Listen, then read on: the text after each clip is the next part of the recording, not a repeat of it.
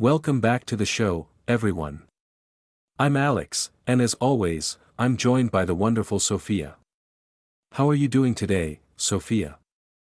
I'm doing great, Alex. Actually, I'm a bit overwhelmed, which is ironically perfect for our topic today. I spent about 45 minutes this morning just trying to pick a cereal at the supermarket. Is it just me, or is life getting complicated? It's definitely not just you.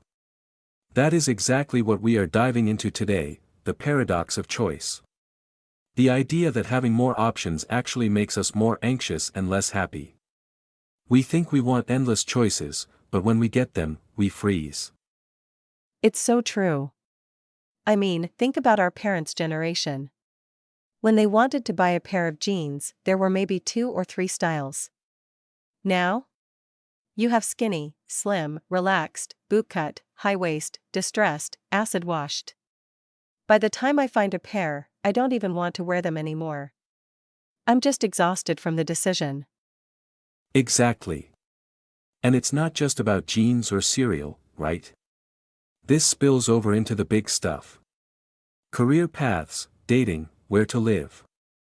We live in an era of infinite scrolling, not just on Instagram, but in life. We are always looking over our shoulder wondering if there's a better option just one click away. That's the FOMO factor, right? Fear of missing out. If I choose option A, I'm effectively killing off options B through Z. And that realization creates a kind of decision paralysis. Decision paralysis is a huge one. I read a study recently about gourmet jams. They set up a display in a store. One day they had 6 types of jam, and another day they had 24 types. Let me guess. More people bought jam when there were fewer options? Spot on. When there were 24 options, people stopped to look, sure. It was attractive. But, when it came to actually putting a jar in the basket, sales plummeted. People couldn't decide, so they chose nothing. That is so relatable. It's like Netflix. We spend the whole evening scrolling through the trending and recommended lists, and by the time we finally pick a movie, it's 11 p.m. and we're too tired to watch it. We've used up all our mental juice on the selection process. Mental juice, I like that. Scientists call it decision fatigue. Our brain has a limited battery for making choices. Every small choice, what to wear, what to eat, which email to answer first, drains that battery. So, how do we fix it? Are we supposed to just settle for the first thing we see? That sounds like a recipe for mediocrity. Not necessarily. There's a famous distinction made by psychologist Barry Schwartz between maximizers and satisficers. Those sound like fancy words. Break it down for us, Alex. A maximizer is someone who wants the absolute best. They will research every single phone on the market before buying one. They compare every spec, every price point. They want to be 100% sure they made the perfect choice. Okay. I feel attacked. I think I'm a maximizer. And what's a satisficer? A Satisficer has a set of criteria.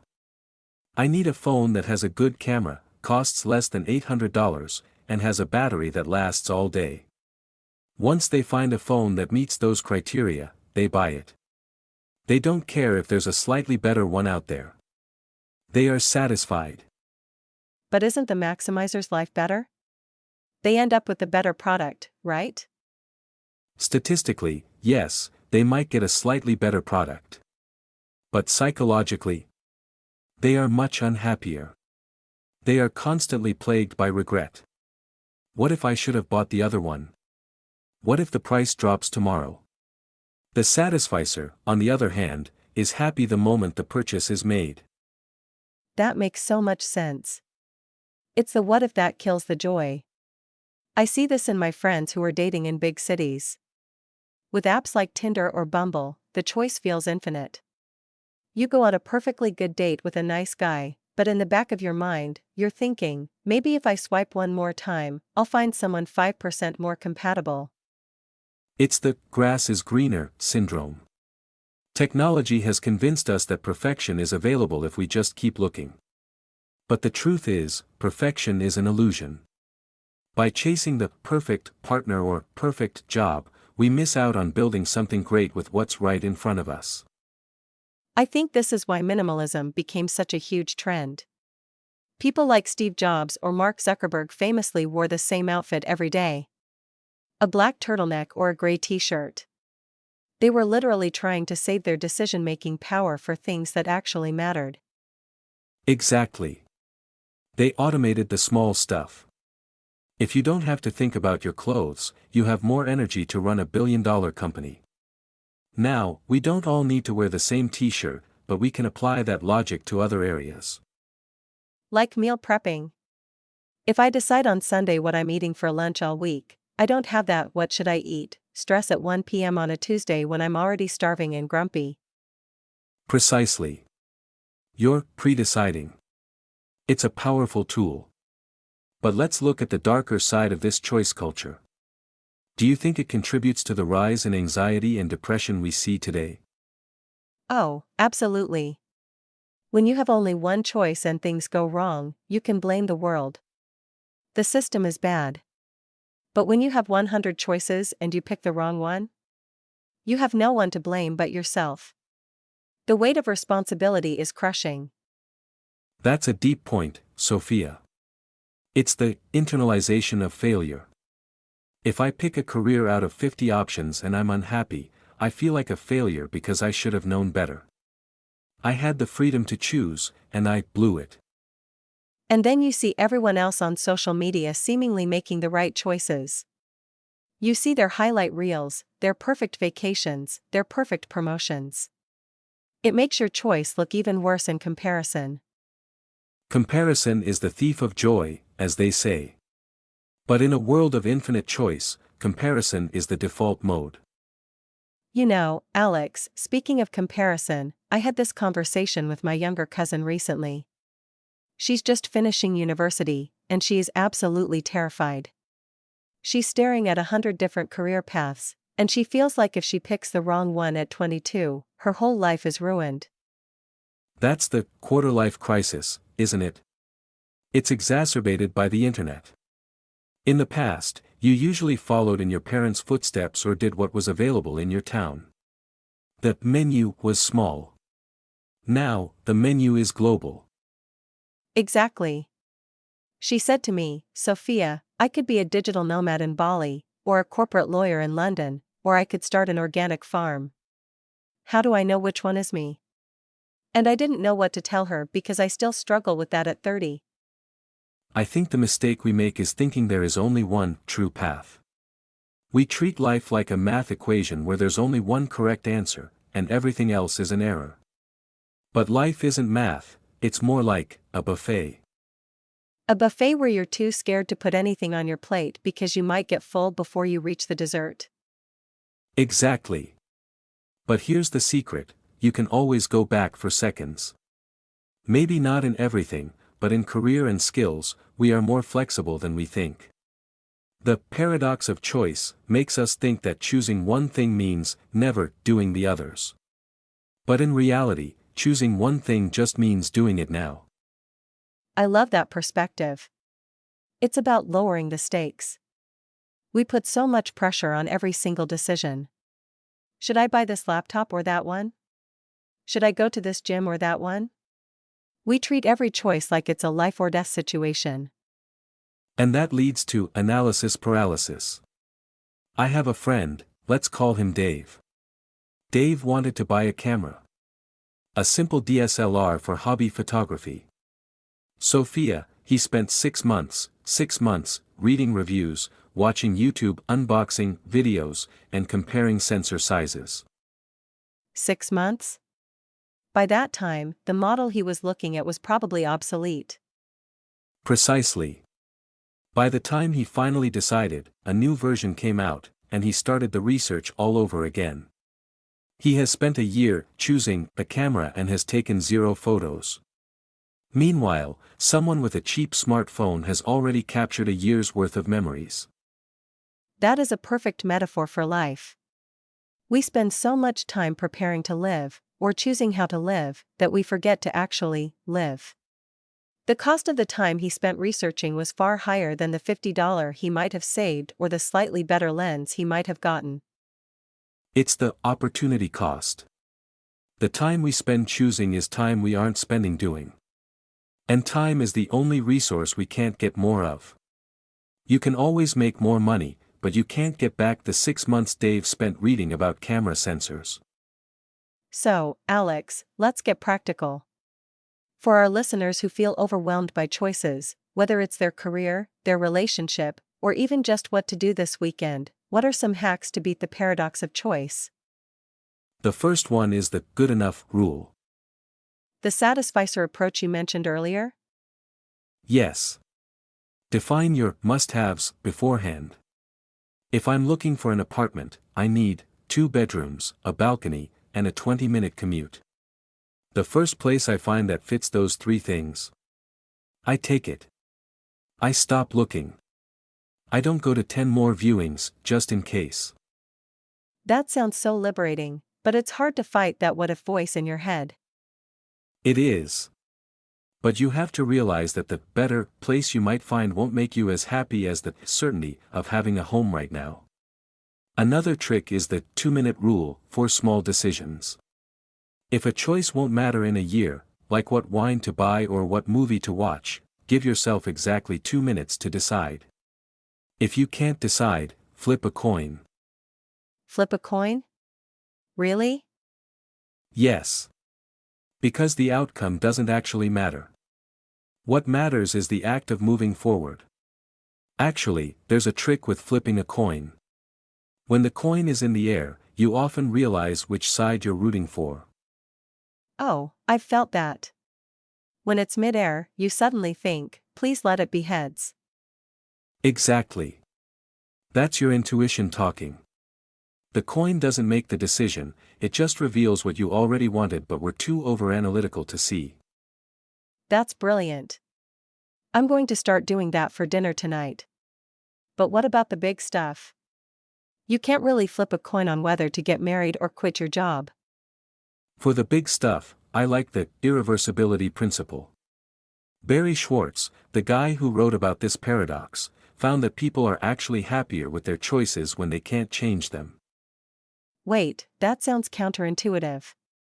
We love money-back guarantees and flexible cancellation. We think we love them. But studies show that when we have a way out, our brains keep evaluating the choice. We stay in critic mode. If you buy a dress and the shop says, no returns, your brain does something magical, it finds reasons to love the dress. You focus on the color, the fit, how it makes you feel. But if I can return it, I spend the whole week looking in the mirror finding flaws. Is it too tight? Is the hem crooked? Exactly. Flexibility prevents us from committing psychologically. When we commit fully, our psychological immune system kicks in and helps us feel good about where we are. This applies to relationships too. In an era of limitless options on apps, we don't commit to fixing problems because we think we can just return the person and get a new one. That's a very deep aha moment for me, Alex. We are basically sabotaging our own happiness by keeping our options open. We think we're being smart and free, but we're actually just staying in a state of perpetual dissatisfaction. Perpetual dissatisfaction, that's the perfect title for the modern condition. We are the freest generation in history, with the most options, yet we report higher levels of stress than our grandparents who had maybe 3 career choices and married the person from the next street over.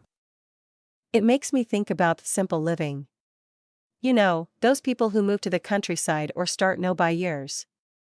They aren't just trying to save money, they are trying to limit the noise. Precisely. By limiting the number of choices you have to make, you increase the quality of the life you're actually living. It's like a garden. If you try to grow 100 different types of flowers in a tiny plot, none of them will have room to bloom. But if you pick 5, they will be magnificent. So, the goal isn't to have everything. The goal is to choose what matters and forget the rest. But how do we deal with the regret of the things we didn't choose? Ah, the ghost lives. That's a big topic.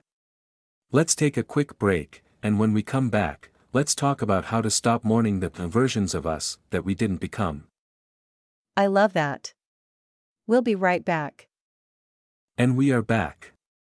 Before the break, Sophia, you mentioned something very poignant. How do we deal with the regret of the paths not taken?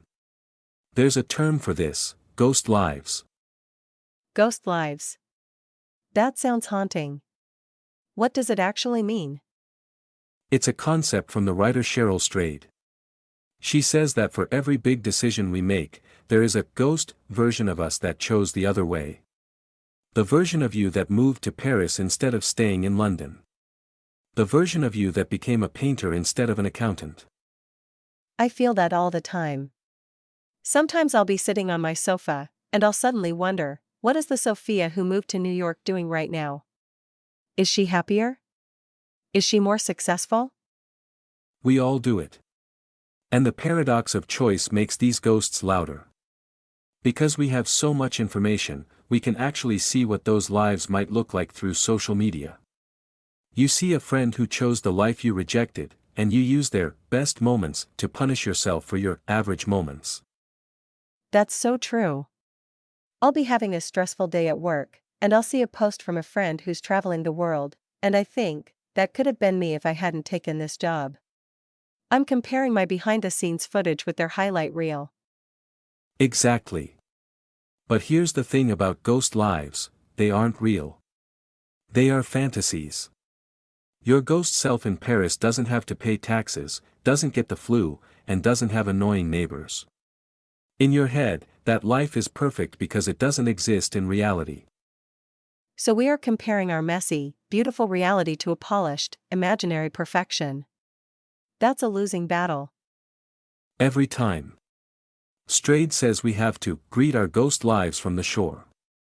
We have to acknowledge them, maybe even wave at them, but then turn back to the life we are actually leading. The choice you made is the only one that can bear fruit, because it's the only one you are actually watering. The only one you are actually watering. I love that. It's like the grass is greener syndrome we talked about. The grass isn't greener on the other side, it's greener where you water it. Precisely. But let's talk about the digital version of this choice overload. Algorithms. Do you feel like Netflix, Spotify, and Amazon are helping us by narrowing our choices, or are they making it worse? It's a double-edged sword, isn't it? On one hand, I like that Spotify finds music I might enjoy. But on the other hand, it feels like I'm in an echo chamber. I'm only ever choosing from a pre-selected list of things the AI thinks I like. It's a filter bubble. We think we are making choices, but we are actually just choosing from a curated menu designed to keep us scrolling. It's the illusion of choice. And when the algorithm gets it wrong, it's frustrating. And it's making us lazy choosers. We've lost the muscle for discovery. Remember when you'd go to a record store and spend an hour looking at covers of bands you'd never heard of? You'd pick one based on the art and take a risk. Sometimes it was terrible, but sometimes it changed your life. That risk is what's missing now. The paradox of choice has made us so afraid of making a bad choice that we only stick to what is recommended. We are optimizing the soul out of our lives. So, how do we get that soul back? How do we break out of the cycle? I think it starts with active limitation. It's about setting boundaries for yourself that the world won't set for you. For example, I've started doing analog Saturdays. No phone? No internet? Zero. And it's amazing how my brain changes. When I don't have 10,000 podcasts to choose from, I might just sit and listen to the birds, or read a book, a physical book that I've already started. My choice menu for the day shrinks from the entire internet to what's in my living room. I noticed that when I go camping. My choices are, should I start the fire now or later? Should I walk to the lake or the hill? My brain feels so much quieter. It's like the decision fatigue just evaporates. That's because you've returned to a natural level of choice. Humans weren't evolved to choose between 150 types of toothpaste. We were evolved to choose which berry is safe to eat and which path leads home. So we need to downsize our mental supermarkets. But Alex, what about the FOMO? If I stop looking at all the options, I might miss out on something truly amazing. How do I deal with that fear? So we need to downsize our mental supermarkets. But Alex, what about the FOMO? If I stop looking at all the options, I might miss out on something truly amazing. How do I deal with that fear? You have to realize that you are already missing out. By trying to see everything, you are missing the depth of the one thing you are doing. If you go to a museum and try to look at 500 paintings in an hour, you haven't really seen any of them. But if you stand in front of one painting for an hour, you've had an experience. Depth over breadth. That's a hard shift to make in a culture that celebrates having it all and doing it all. It's a radical act. To say, I have enough. This choice is good enough. This life is enough. It's actually the ultimate form of freedom. It's funny, we think freedom is the addition of choices, but true freedom might be the subtraction of them. Exactly. Freedom isn't just freedom to do whatever you want, it's freedom from the anxiety of needing to choose the best. I'm thinking about our listeners right now. Maybe some of them are at a crossroads. Maybe they are deciding whether to move, or quit a job, or end a relationship. What's the final piece of advice we can give them? I'd say, choose. Don't wait for perfect certainty, because it's a ghost. Pick a path, and then, this is the most important part, make it the right choice. I love that. You don't find the right choice, you make it right by how you live it afterwards. Exactly. Commit to it. Close the other doors. Don't look back at the ghosts on the shore. Just walk. That's a perfect place to wrap things up. I feel a lot better about my cereal struggle this morning. Tomorrow, I'm just picking the first box I see. That's the spirit, Sophia. And for everyone listening, thank you for choosing to spend your time with us today. We know you had a million other podcasts to choose from, and we're glad you picked this one. See you in the next episode.